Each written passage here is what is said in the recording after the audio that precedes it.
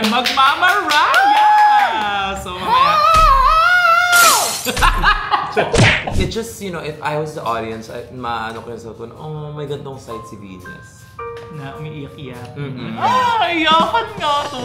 Ikaw, kailan ka lalaban ulit? Ay, parang di pa ako ready, pero bala na. Girl, buong-buo ka na. Wala ba? Na-miss mo ba mag-Mariah, mother? Yes, of course. Okay, dahil dyan, mag-makeup ka na.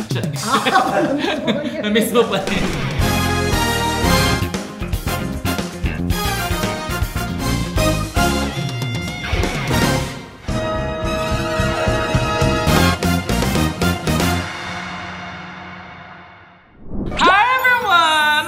Back to my channel, and for today's video, papansin ka kasi ganda, hindi na kailangan ng intro nito. Ikaw na mag-intro sa sarili mo. What's up, Mrs. It? Oh my god, hello everyone, it's Mickey Ano with a K, and I am here. Oh my god, at last, nandito na ako sa... Oh my god, dito sa vlog mo. Masama, in fairness. Ayun, excited ako. Thanks for watching. Tinapos na. And for today's video, ano pa nga ba ang gagawin natin? Tayo ay magme-makeup with a little bit of chikahan with Kiana. Dahil it's station season, it's Burr month, at saktong-sakto pa. Oh my god! Tayo ay magmamaraya! So, mamaya. Are you ready? Of course. Are you excited? Isa ba to sa mga ano mo, first makeup transformations? Or hindi naman? Hindi naman, may Sino mga... na mga ginaya mo before? Miley Cyrus. Talaga? Yung usong-uso kasi yung dati, yung si Mama Pao, yung apat na ganito, yung apat na collage. Uy, oh my god, so ang bata mo pa nun? Yung bata ko pa nun, mga parang nasa... 15? 14. Tapos naggaganon ka, no? Pasabog. Na-achieve naman ng mga time na yun. Hindi, mukhang tanga lang. Bongga. So ako, ito, una kong ginagawa ay kinocover ko ang buong kilay ko. Wala naman akong kilay. Wala naman akong kilay. Sana all.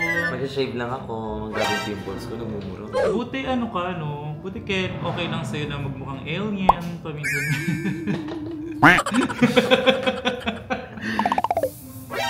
Ano yan?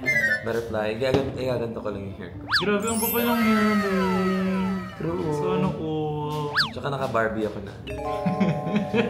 Nakita ko, tapos ano palandian niya? Thank you, shoutout sa mga nagbigay nito. Excited ka na ba makita ulit si Mother? Baka maiyak na naman ako. This is the most emotional episode of all time. Tsaka pag nakita, parang nakita ko yung itsura mo, sabi ko, shit, tao pala si Venus. Tao ka, sis. Why? Ang cute mo pag nasa ano ka, a vulnerable era. Vulnerable. Vulnerable. Or But why? vulnerable era. Ewan ko, parang, it just, you know, if I was the audience, maano ko yung sa phone, oh, may gantong side si Venus. Na umiiyak-iyak. Iyakan nga to! Wala akong ginawa doon kundi umiyak na ng umiyak. Tangina, pag-usapang mama talaga. Aww. Tapos OFW pa yung papa ko. Tsaka yung tita ko din, OFW din. So, Alam mo, sobrang touch na touch ako nung episode na pumunta yung mama mo sa set. Makeover challenge din yun! makeover challenge. Ikaw din ba? Oo, hindi ako umabot. Thank you ha. Hindi ka ba naman, at least ngayon umabot ka? Ano ka ba? Parang mahiyain si mama mo nun eh, di ba? Nung nandun sa set. Mahihain talaga siya. Saan mo naman na yung kapapansinan mo? Hindi ko alam. Baka siguro kasi kulang talaga ako sa pansin. Kasi yung papa ko, laging nasa labas. Sa Japan din, sa Japan. Japan mama mo Japan. din? Hindi, yung papa ko Japan, yung tita ko din Japan. So Tapos? laging wala yung papa ko, tapos yung mama ko din naman. Siya yung kasama ko always. Ako naman, yung mama ko din ay isang OFW. Siya ay pala. nurse. Nurse mama mo? Yes. Kaya nurse yung look ko sa first episode. Aww. Pati ate ko, ayan. Tapos yung tatay ko naman, siya ay professional tomador. Manginginom. Tomador, Tomar. Si Beyonce lang ang nagsalba sa akin. Kaya naging iba din ang inyong lingkod. A few moments later. Ba yun? Ito mo tawag siya. Oo, si B88. Wait lang, tanong ko lang guys. Go. Bakit? Bakla may nagko-content kami. Kaya nga saan nga, ipupuntahan mo nga ba? Kasama ko si Binyas. Hi! Tahin mo na lang muna sila. Pupunta na lang ako dyan. Sige na. Bye-bye. Yeah, sure. Airtime naman siya, hindi pa. Nung lumabas ba yung mothers natin, naiyak ka kagad? Oo, natiri ako agad. Bakit? Tapos kitang-kita ko yung mukha mo, shit, tayo si Venus. So. Nagtatago nga ako nun eh. Kasi, Iyak na iyak ka din. alam mo kasi, ito yan ha, nung lumabas yung unang mother, nakita ko yung mama ko talaga sa kanya. Ganon-ganon si mama tuwing lumalabas ng airport kapag sinusundo namin siya, naming magkakapatid, ganyan. So parang ramdam na ramdam ko na, si mama nandito sa set. Parang ganon talaga. So hindi ko naman in-expect na may iyak ako kasi parang huling iyak ko Sa may pa na mama? ganon, bata pa ako. Sa bahay na siya, hindi na siya OFW. Pero parang nanumbalik sa akin yung moments na Pag sinusundo sa sinusundo siya sa airport, tapos may dala siyang maleta, tapos ganun din siya magbitbit ng ng handbag. Pero na-imagine ko yung mama ko pag bumababa ng may ramp kasi noon na pababa, tapos ang tagal namin mag-aantay, 3 hours kami sa airport. Ganyan din kami dati. Diba? Tapos may dalang karton. May dalang karton para pwede mong upuan. Ayo, tapos pagkasundo namin sa kanya, magko-commute kami, mag-aabang kami ng bus, may dala-dalang mga maleta si mama. So kung di ba OFW mama mo, wala bang gap kang na-feel nung bata ka pa na parang lagi mo siyang, hindi mo siya laging kasama?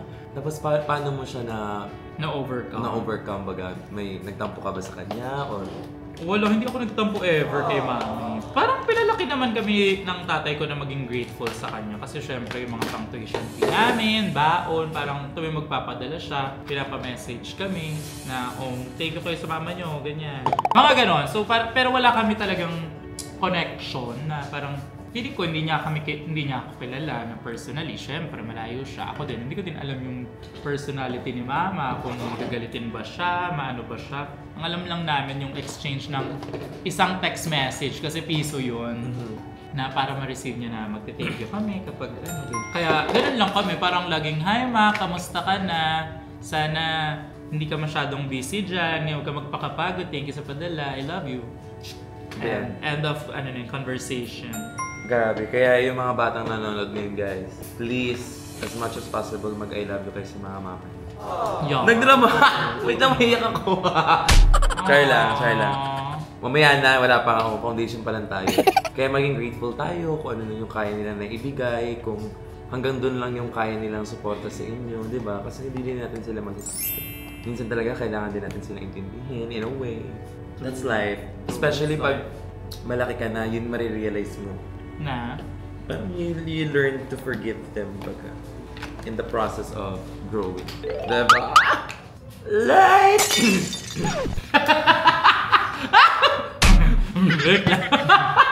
Kiss you and Pero ang dami mong Mariah antics. Naririnig ko si Mariah sa'yo kapag kumakanta-kanta ka. Oo nga. Kapag fan ka ni Mariah talaga. Promise to God. Shoutout nga pala sa ate ng friend ko na si Adrian. Si Ate Ami. Si Ate Ami talaga ang nagpa-obsess sa akin. Kasi lagi akong, yung bagets pa ako, lagi akong pupunta sa bahay nila. Kasi laging Mariah Carey yung tugtog dahil. Sabi ko talaga, shit, this is my icon. Ako naman, wala akong exposure talaga sa mga artist, lalo mga babaeng artist. Award ako dyan. Ang mga pinapakinggan namin dati parang Kiri Edgar, mga ganun. Naka-perform ko ba yun? Alaka. Tapos, Hillsong, yan yung mga alam ko. So wala akong alam kalabihan. Same, alam ko si Beyonce, wala akong alam kala Mariah, Whitney Houston. Celine Dion, bawal yan sa bahay patugtugin kasi magiging bakla ako daw. Well, tapos, hindi nila napigilan. Nung tumanda na ako, pumasok na ako sa O-Bar, parang mas nauna ko pang naging idol sila Precious kasi ay ang galing niya, kamukha niya si Mariah kahit di ko naman alam itsura ni Mariah kasi nag-iba itsura ni Precious. So nung naging idol ko si Mariah is because of kay Precious. Ooh. So nung sabi ko na kaya ko din gawin yan, makeup transformation dahil kay Mama Pao din. So nung nagawa ko na siya, doon ko palang na-search na, okay, may iba pala siyang song bukod sa All I Want for Christmas. Kasi yun lang yung allowed ipatugtog sa bahay. Tapos hanggang sa nag-deep dive na ako na, siya pala nagsusulat ng sarili niyang mga songs. Siya pala yung ganitis, ganyan-ganyan. Hanggang sa na-amaze na ako sa artistry niya. Nagkaroon na ako ng mga rackets because of her. Sana one day makita ko naman siya in person.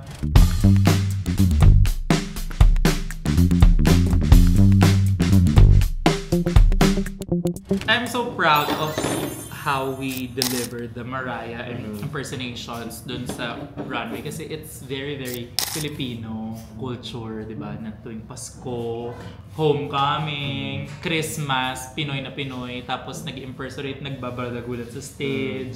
So parang it's our culture na pinakita. Namamasko pa tayo, nangingi tayo ng tea. Nangingi ng aginaldo. So, Very, talaga, very Pinoy. Nag-whistle-whistle pa ako dati nung pagits ako. kaya mo pa rin naman, tingin. parang 5 yung whistle.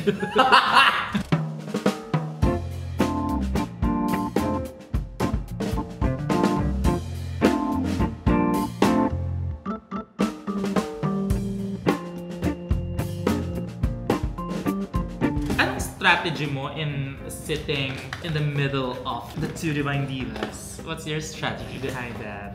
I'm just curious. Wala akong strategy. As in, gumitna. Pamansin ka na. Mamansin ako. Natural lang talaga. Wala akong strategy. Sabi ko, saan ba ako dito? Ayoko dun sa pinakadulo kasi parang malapit sa door. Parang pauwi na.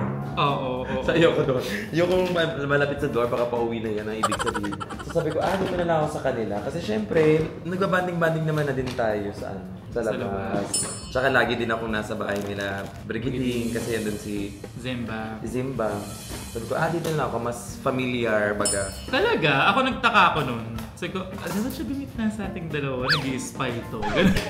Totoo ba? Oo, sama ako no. Kaya sama ako nung una. And I learned to love Kiana more and more kada episode. Alam naman niya yan, right? Guys, kasi talaga, more than anything, it's still a competition. So parang hindi mo may pressure and all. So parang mapapaisip ka pa rin ng mga things na parang hindi naman totoo din. Pero dahil lang din sa competition na. Dahil sa competition may isip mo, ganyan.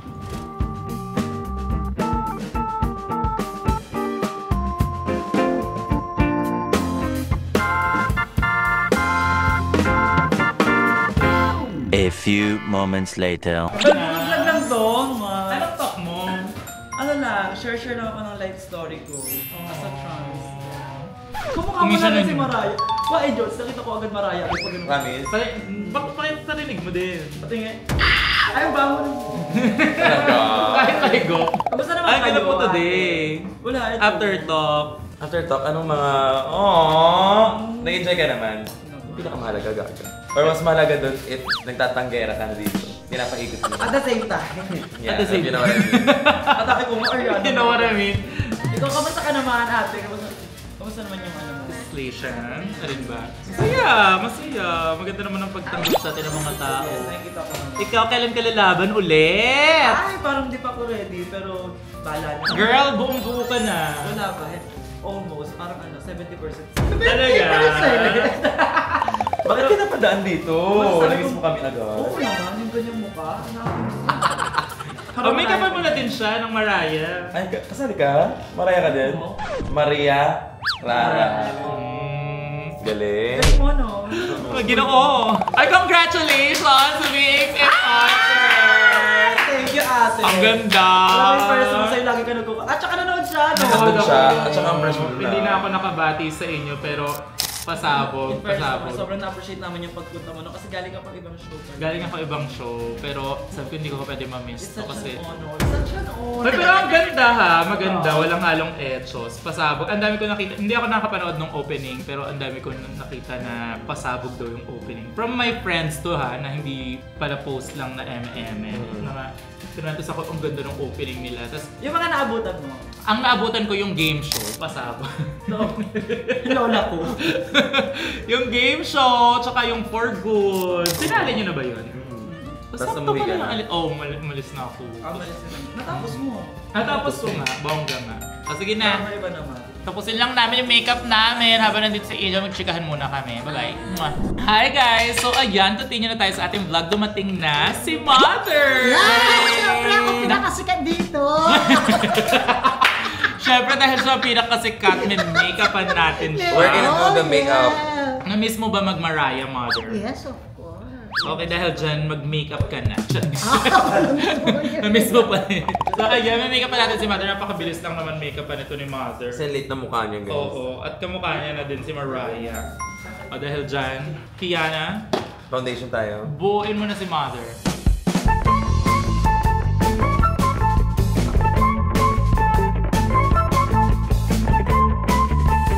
Ayan, pina-foundation na ni Kiana si Mother. Tatapusin na muna namin ang aming mga makeup at kami ay babalik in a while. See ya! Naka-Mariah na siguro kami nun. Bye-bye!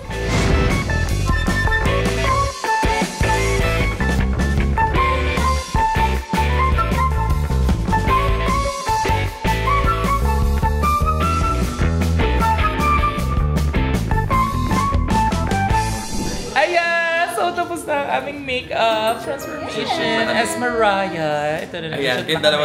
Magkalaban kayong dalawa sa Kalaban kami sa vlog. Alam mo naman si Mother, talagang sabi niya talaga nung first episode talagang nag-meet. First time kami nag-meet, sabi niya, pwede ba itong video? Nasa ba yung cellphone ko? Oo, nag-vlog Bawal, siya. mami. Nasa loob tayo ng drag race. Ayan, mag-shoot muna tayo for today. Sayang Mother. Sayang din yung vlog ko. Tsara. Joke Mother. And then, ayan, magpapaalam na ako dito sa vlog ko. Tapos mag-focus tayo kay Mother. Thank you so much sa lahat na nakisaya. Kung nag-enjoy ka dito sa vlog na to, makalimutan mag-like, share, and subscribe this video sa loves.